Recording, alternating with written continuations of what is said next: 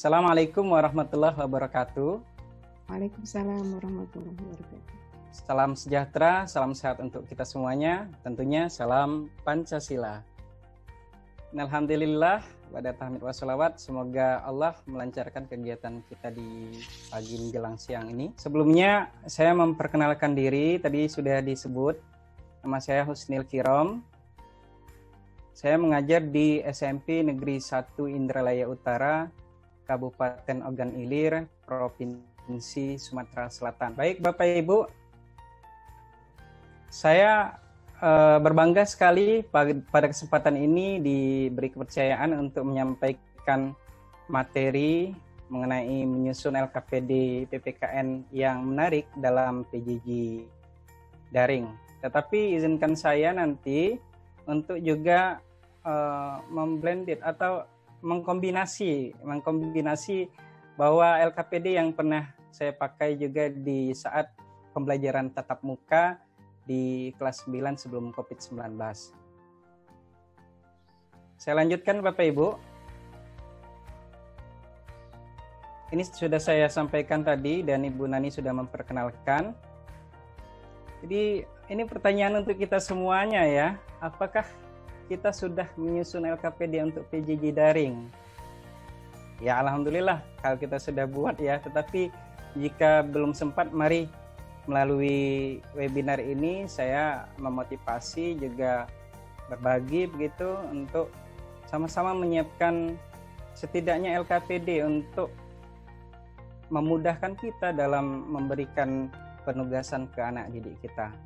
Baik Bapak Ibu, saya akan mulai dari mengingatkan saja ini. Tadi Ibu Diana juga sudah menyampaikan dasar hukum mengenai RPP dan lain sebagainya untuk adaptasi di pandemi COVID-19.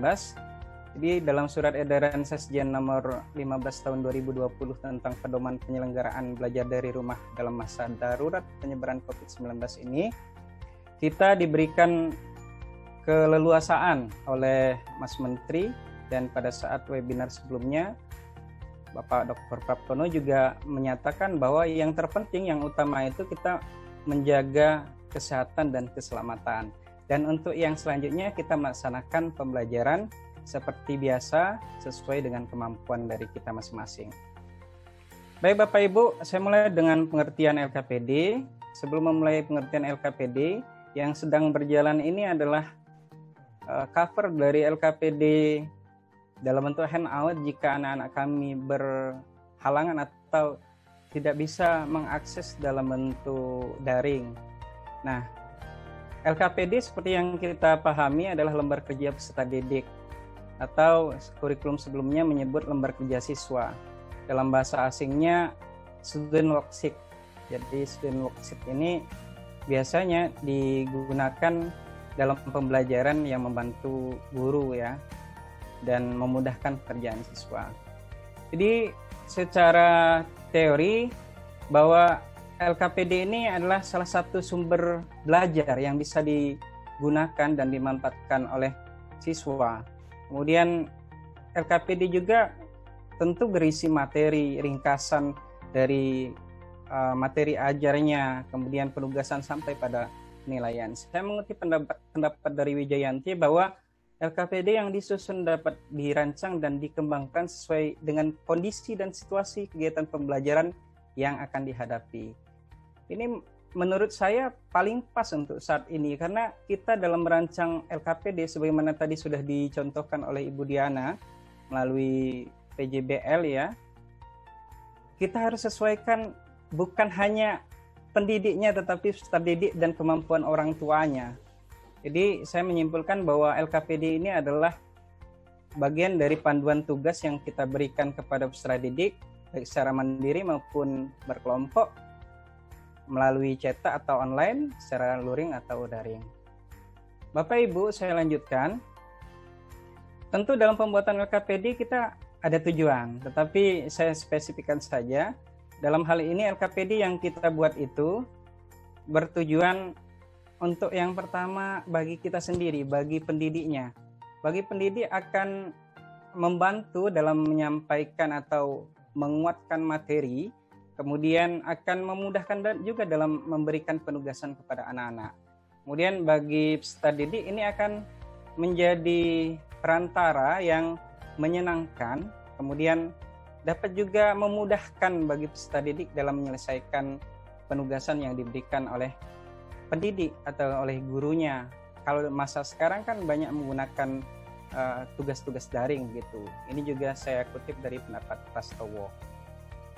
Selanjutnya Bapak Ibu, setelah kita mengetahui apa tujuan dari LKPD, tentu LKPD yang kita buat itu memiliki fungsi.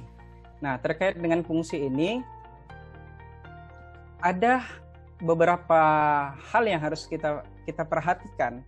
Karena membuat LKPD itu bukan hanya, saya garis bawahi, bukan hanya memudahkan kerjanya guru saja, tetapi juga harus memperhatikan peserta didiknya. Yang pertama, ini menjadi alternatif kita untuk mengaktifkan peserta didik, kemudian mengarahkan pembelajaran. Ketika siswa kita sudah aktif, biasanya mereka akan termotivasi untuk menyelesaikan dalam hal penugasan atau memahami materi dan pada hal keterampilan. Kemudian menghemat dalam menyajikan materi. Nah, maksud menghemat ini adalah efektivitas waktu, karena dengan LKPD sebagai media, maka kita bisa menghemat waktu yang tadi misalnya kita di dalam kegiatan inti harus mempersiapkan dulu. Dengan LKPD sebelumnya yang sudah kita siapkan, maka itu sudah bisa menghemat waktu kita. Kemudian dapat membangkitkan minat dan perhatian peserta didik. Ini tidak ada masalah.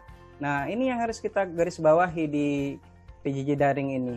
Kita memberikan penugasan dalam LKPD itu diusahakan mudah untuk diselesaikan baik individual, kelompok maupun klasikal sesuai kemampuan dari anak. Karena yang menjadi perhatian kami, mungkin dalam hal kognitif, dalam hal pengetahuan anak-anak ketika tatap muka bisa mengikuti, tetapi ada hal lain, hal teknis yang harus juga diperhatikan terkait dengan jaringan internet, sinyal dan sebagainya. Kemudian mengasah kemampuan peserta didik dalam memahami dan memecahkan masalah. Tentu ini menjadi fungsi yang paling vital, karena LKPD itu bukan hanya untuk bukan hanya untuk mengasah pengetahuan saja, tetapi juga mengasah keterampilan dari anak didik kita. Berikutnya, menyambung dari tujuan, manfaat ini kita spesifikkan. Yang pertama, bermanfaat bagi peserta didik kita supaya mereka aktif dalam kegiatan pembelajaran mulai dari pembukaan sampai kegiatan berakhir begitu. Kemudian peserta didik juga dapat mengembangkan konsep. Kalau dalam PPKN sebagai bagian dari ilmu sosial, maka konsep-konsep mulai dari definisi itu harus dipahami oleh siswa sebelum masuk ke materi berikutnya. Lalu peserta didik juga mengembangkan keterampilan yang mereka miliki. Karena PPKN ini kan lebih pada mengembangkan kreativitas dan menumbuhkan kepedulian, terutama kepedulian pada lingkungan sekitarnya. Lalu peserta didik melaksanakan proses pembelajaran, kemudian memperoleh catatan materi, dan yang terakhir menambah informasi dan konsep melalui belajar sistematis. Karena melalui LKPD juga sudah terangkum rancangan RPP yang sudah disampaikan oleh Ibu Diana tadi. Saya lanjutkan. Tentu di dalam penggunaan RPP kemudian kita curahkan dalam LKPD di sekolah bermacam-macam, tidak hanya satu. Mengapa demikian? Karena banyak bidang studi atau pelajaran yang ada di sekolah. Jadi beberapa jenis LKPD yang dimaksud di sini, mengutip dari pendapat Trianto, pertama LKPD yang dikhususkan untuk menemukan suatu konsep. Kemudian yang kedua, LKPD yang dikhususkan untuk menuntun belajar peserta didik. Lalu yang ketiga, untuk menerapkan dan mengintegrasikan konsep. Yang berikutnya, memberi penguatan atau pengayaan materi. Nah, ini yang selama ini menjadi fokus kita. Bagaimana kita membuat LKPD untuk memberikan pengayaan kepada peserta didik. Selain memberi pengayaan, tentu juga kita harus memberi perbaikan jika memang belum tercapai kompetensi yang diharapkan. Yang kelima, LKPD yang dikhususkan jenisnya untuk petunjuk praktikum bagi peserta didik di laboratorium. Apakah laboratorium IPA, bahasa, multimedia, dan kalau PPKN dan IPS itu laboratoriumnya luas ya, laboratoriumnya adalah masyarakat. Dan yang terakhir ini lebih fokus ke PPKN, jadi LKPD yang kita buat itu ditujukan untuk proyek pemecahan masalah dalam kehidupan sehari-hari. Sebagaimana tadi sudah Ibu Diana sampaikan dalam PJBL. Baik Bapak Ibu, selanjutnya apa saja komponen dari LKPD? Setidaknya gambar ini menunjukkan komponen dari LKPD. Dari gambar ini, yang pertama LKPD itu harus memiliki informasi.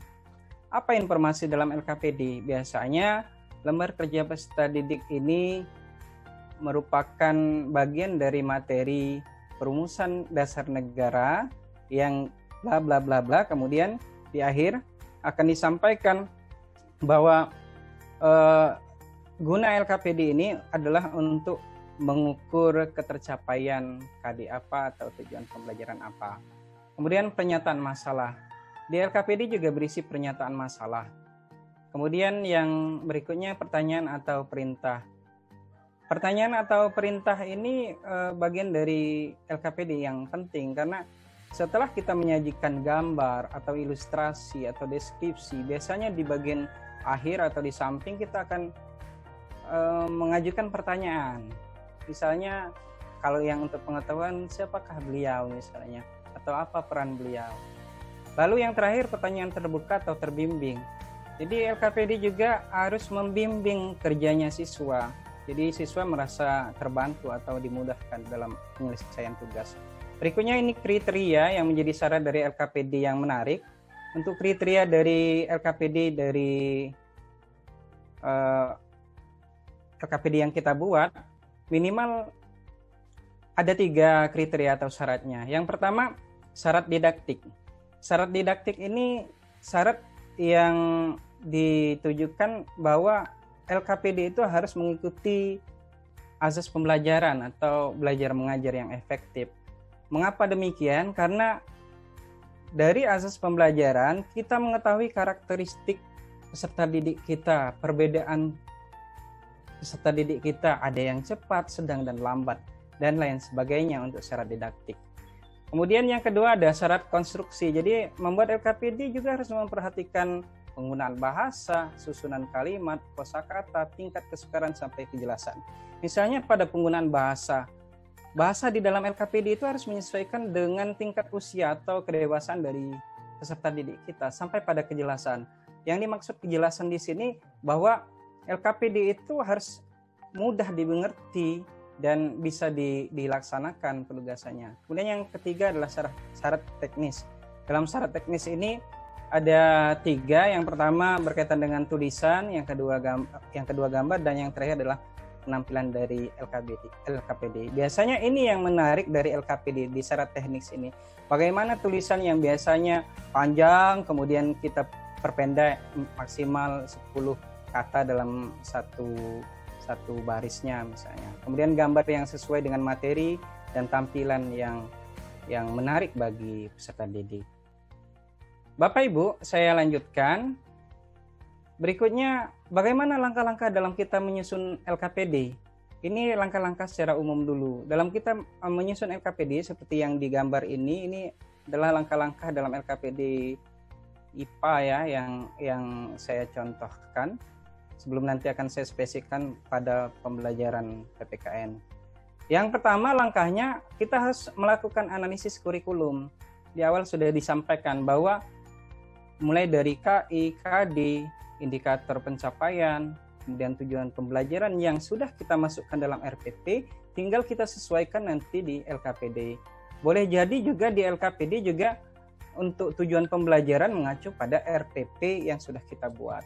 Kemudian yang kedua langkahnya adalah menyusun peta kebutuhan LKPD.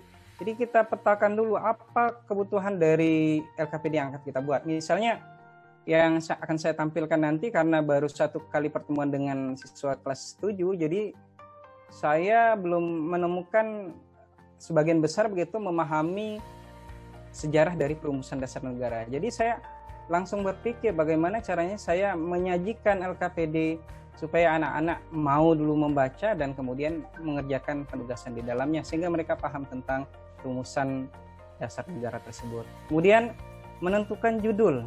Nah, judul besar yang berada di atas sekali, misalnya bagian dari perumusan dasar negara, subjudulnya nanti akan ada tokoh pendiri negara, kemudian sidang BPUPK dan sebagainya, itu sub-sub judulnya. Yang terakhir adalah menyusun atau menulis LKPD. Kalau kita sudah menganalisis, membuat peta, lalu menentukan judul tanpa kita susun dan kita tulis, LKPD juga tidak akan selesai, Bapak Ibu. Baik, saya lanjutkan dalam menyusun LKPD mata pelajaran PPKN. Untuk menyusun LKPD khusus mata pelajaran PPKN, urut-urutannya seperti ini. Yang pertama, Bapak Ibu, ini sharing saja. Silakan nanti Bapak Ibu siapkan judul LKPD yang akan dibuat, begitu disesuaikan dengan materi pokok atau materi ajar. Yang kedua, Bapak Ibu menuliskan kompetensi dasarnya, misalnya karena pengetahuan yang ingin saya ukur adalah berarti saya menuliskan KD 3.1 untuk kelas 7 semester 1 ya, menganalisis proses perumusan dan penetapan Pancasila sebagai dasar. Itu contohnya. Kemudian menuliskan IPK-nya, menuliskan tujuan pembelajaran, nanti juga saya akan tampilkan lebih sederhana dari punya Bu Diana, kalau Bu Diana sudah kompleks tadi. Menuliskan rentang waktu penyelesaian, misalnya untuk individual, biasanya saya beri waktu 2-3 hari, tetapi untuk kelompok 1 minggu atau 2 kali pertemuan 2 minggu. Menentukan teknik penilaian juga harus diketahui oleh siswa jadi atau oleh peserta didik, bukan hanya kita memberikan tugas tapi mereka tidak tahu bagaimana nanti bentuk penilaiannya, apakah dalam bentuk skor atau dalam bentuk pernyataan baik, sangat baik dan sebagainya. Ini lanjutan dari langkah-langkah menyusun LKPD berikutnya. Setelah kita tentukan penilaiannya atau petunjuk penilaian, maka langkah yang ketujuh adalah menuliskan petunjuk penggunaan yang dibuat secara terperinci. Jadi petunjuk penggunaan itu misalnya silakan ditulis di bagian depan, nama, kelas dan sebagainya, sampai pada silakan nanti menjawab pertanyaan atau pernyataan yang ada di dalam LKPD ini. Yang berikutnya menentukan alat dan bahan untuk penugasan. Alat dan bahan untuk penugasan ini biasanya sudah terangkum di dalam LKPD yang kita buat. Tinggal menyesuaikan dengan ketercapaian dari materi ajar tadi.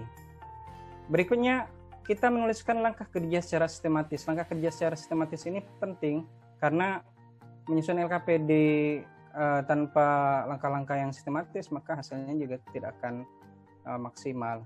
Berikutnya, kita menyiapkan waktu untuk siswa atau peserta didik kita diberi waktu untuk presentasi kelompok. Ini karena fokusnya tadi untuk pemecahan masalah ya, melalui presentasi misalnya, kemudian memberikan kesempatan menyimpulkan hasil penugasan, dan yang terakhir kita juga memberikan kesempatan pada peserta didik untuk umpan balik sesuai dengan tujuan pembelajaran.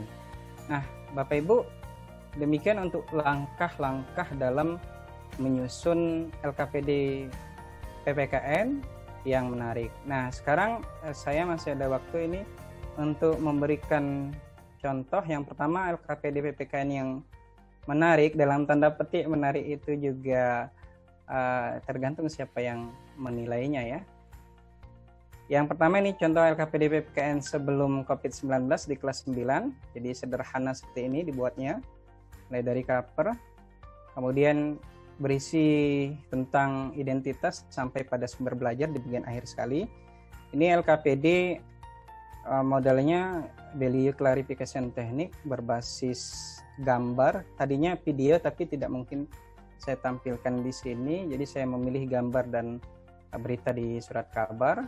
Lalu akan ada teksnya atau deskripsinya, lalu ada pertanyaan nanti di sini, mulai dari apa judul yang dianggap tepat, lalu bagaimana nilai-nilai kebaikan disesuaikan dengan materi yang akan kita ajarkan atau yang akan kita capai dalam tujuan pembelajaran, sampai pada sumber belajar dan rentang penilaian yang kita berikan. Nah, berikutnya ini contoh LKPD PPKN yang menarik dalam pembelajaran daring atau pembelajaran online saat ini. Ini hanya berbagi saja Bapak Ibu, bukanlah yang terbaik, tetapi kesempatan ini mudah-mudahan paling tidak ini menjadi acuan untuk kita semua untuk menyiapkan LKPD daring. Sebelumnya tadi ketika saya buka ini sudah embed ke contoh, tetapi nanti akan saya tampilkan jika memang ada waktu.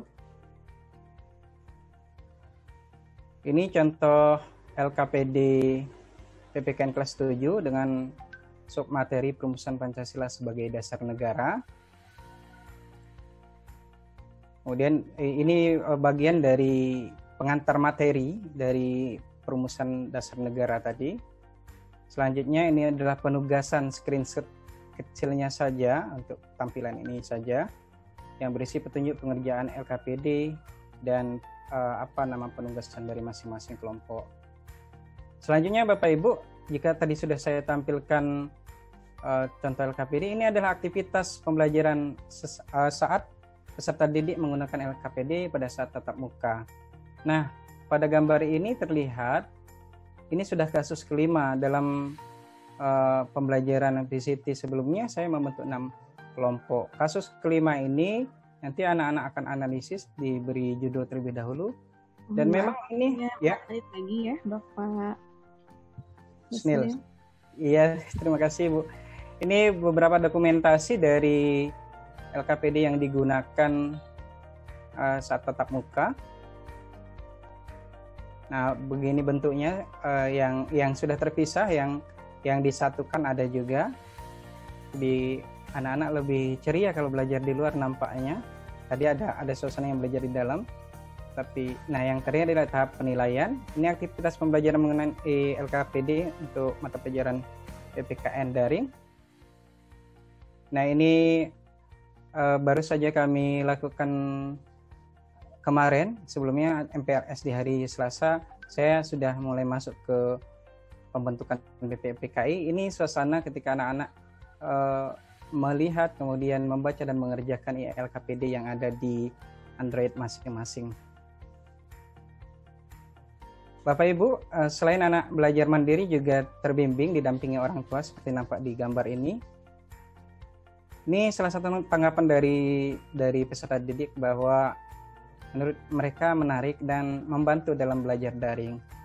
Dan ini tingkat kehadiran sebelumnya 24 yang hadir.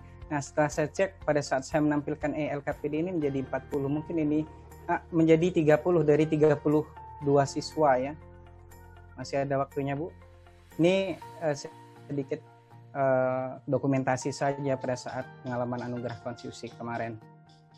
Nah, mudah-mudahan memantik menjadi motivasi bagi Bapak Ibu semuanya yang hadir di sini. Sebelum saya akhiri, demikian ini tim dari Kemdikbud RI ketika 2019 kemarin. Cukup, nanti kita sambung dalam elaborasi di diskusi. Terima kasih.